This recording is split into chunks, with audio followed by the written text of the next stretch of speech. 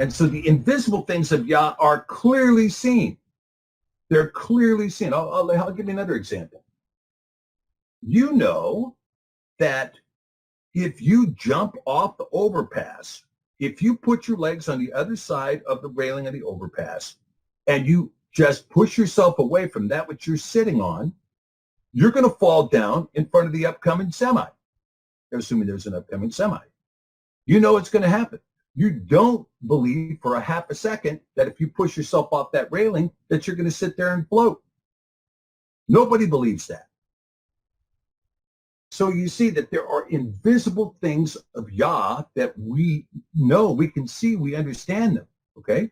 And they have been known since the creation of the world, being understood by the things that are made, even his eternal power and divinity, so that they are without excuse. Every single person looks out at creation and they have to consciously deny it. You know, it's as one guy said, if you land on let's say you land on a deserted island, right? You land on this deserted island and you get on the island and you're walking around the island, blah, blah, blah. And it's a pretty big island. And you're thinking, gee, there's nobody here, right? And then you come on a Swiss pocket watch sitting there in the sand. Well, you'd have a reasonable expectation that there was a human being on this island and still possibly could be a human being on this island because you see evidence of this conspicuous aspect of life. Now, how much more the complexity of the human body, right? I mean, even the blood clotting aspect of the human body is far more complex than anything you're ever going to see in any Swiss watch, okay? So you see that human beings, we are without excuse because he has made himself known. He's made himself manifest in us. Okay.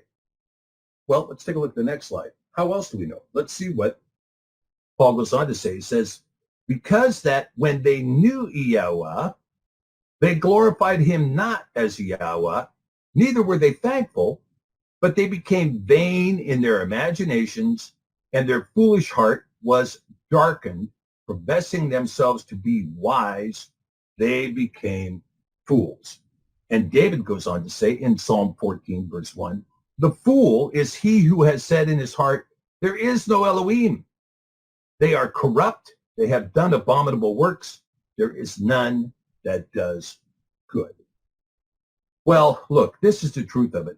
And this is where we're going here when we start talking about these terrors tonight, that you have people who said, look, even though they knew Yahweh, even though they know of his creation, even though the creation points to him and shows him, they're not thankful about creation. They're not thankful about his work in their life, but instead they become vain in their own imagination. Really, and it would be a much longer discussion for us to talk about it, but they eat from the tree of the knowledge of good and evil, and their foolish hearts become darkened. And and this is the point I'm making, that when we see the terrors begin to emerge around us in life, you can see them, and you can see them rise up on YouTube, and you can see them rise in popularity in mainstream media, and you can see them rise in your communities, you can see them rise in your school system and in your politics. You can see them. And the more that they deny Yah, the darker their hearts become, because their foolish hearts become darkened. And as their hearts darken, they begin to do corrupt things, and they begin to do abominable works. And ultimately, there are none of them that do good.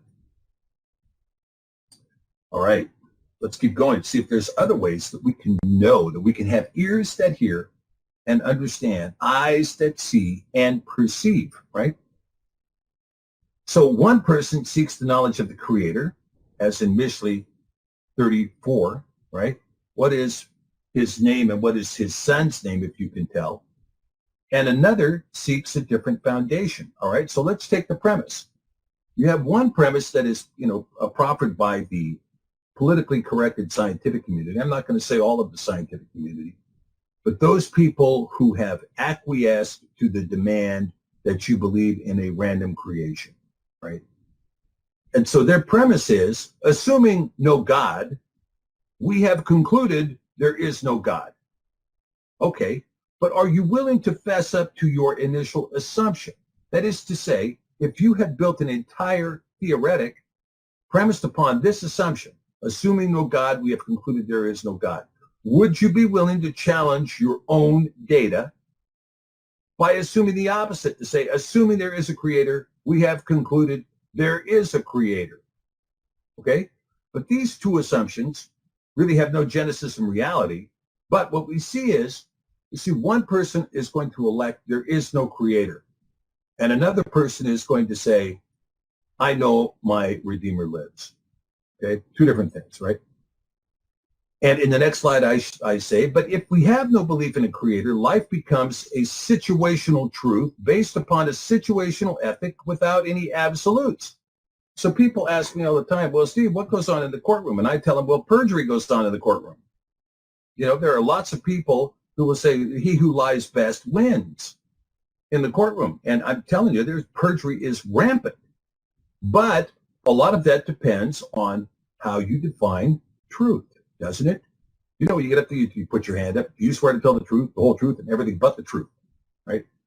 But even if you swear to tell the truth, what is truth, right? This is what Pilate asked. What is truth? And if you say it's a situational truth, that is to say, if it's coming out of my mouth right now, it's true. It may not relate the facts as happened yesterday in any respect, but it's coming out of my mouth now, therefore it's true. It's situationally true because I'm telling you it's true. And you have such a thing as you have these situational ethics. Now, I've heard atheists argue this before. Look, we don't need to have a moral law that says thou shalt not kill from a creator. We can just reach an agreement between us, right? It was Thomas Hobbes who said that man is in a condition of war with one another. And this is really the truth of it. Man, the ethics of man are what? If you look at this thing from a primal point of view, a human being finds himself alive. Let's put yourself in the wilderness, okay? You find yourself alive. Then you find yourself a companion. Then you dig yourself a garden and maybe you hunt an animal like a deer or something. You start a fire and you get a cave or you build yourself a hut. What's your next moral duty? Your next moral duty is to protect that garden and that food and your companion from whoever is going to come through and say, it's easier for me to kill you and take your stuff than it is for me to plant a garden and hunt, right? And so the condition of mankind has always been a condition of war. And when you look at that, if there is no fundamental morality that comes from a creator who says, thou shalt not kill, your most pressing moral duty in the morning is to wake up and kill the person most likely to kill you that day. That's your pressing morality. And that is the morality, by the way, which all governments in the world currently live by, which is why we have this $750 billion a year defense industry in the United States. Because we assume that unless we're willing to pound anybody who comes against us, that they necessarily will come and try to steal our stuff. Because there is no moral code among human beings other than the moral supremacy to kill the person most likely to kill you.